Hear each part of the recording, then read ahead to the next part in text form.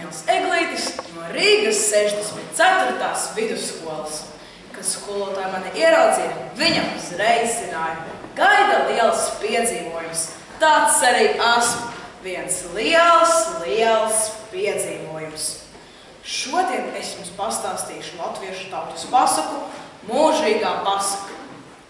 Vecos laikos dzīvoja ķēniņš, kas bija liels pasaku mīļotājs.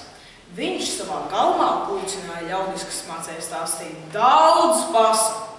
Kādu dienu ķēniņš izsludināja pa visu valsti. Tā-da-da-da, tā-da-da-da, tā-da-da-da, tā-da!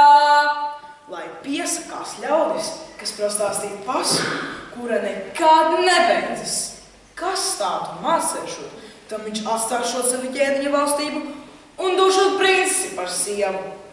Bet kura pasaka izbeigsies, tam stāstītājiem nocirtīšot galvu.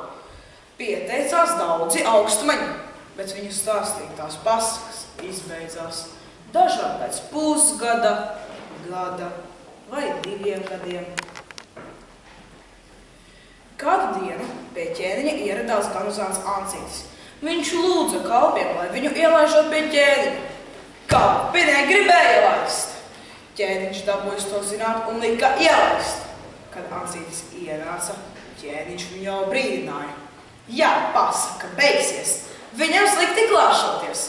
Ancītis droši atbildēja, ka viņam nesot bailes un ka viņš varot droši stāstīt. Ancītis iesāka tā. Reiz dzīvoja ļoti bagāts un varans ķēniņš. Viņa slava tika daudz nāca pāri tālām aiz jūras zemēm. Kādu dienu ķēniņš tika uzbūvēt lielu šķūni, kur novietot savus zeltītos kviešu graudus. Viss būtu labi, ja amatnieki nebūtu atstājuši mazu caurumiņu, pa kuru var ielīst viens sisenis. Siseņa austu lidodami bija ievērojuši šo mazo caurumiņu. Un notikās! Nāca viens sisnis un paņēma vienu graudu. Nāca atkal viens sisnis un paņēma vienu graudu. Nāca atkal viens sisnis un paņēma vienu graudu. Kad Ancītis jau 2 gadus bija stāstījis to pašu, ķēniņš dusmās iekliedzās. Vai tad tie sisiņi vēl nav pāduši? Augstais ķēniņ, visu gaisoli pilns siseņu, tie pat aizsis gaišo saulīti.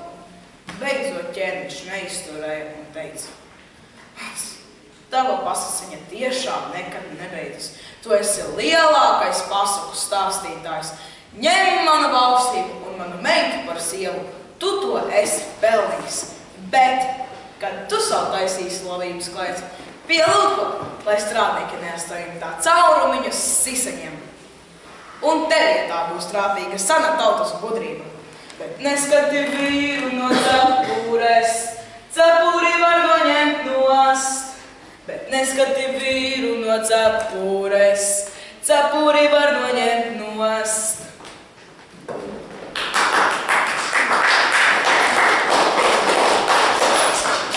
Reiz kāds zēns negribējams izrādīt savu vājumu, stāstīja otram.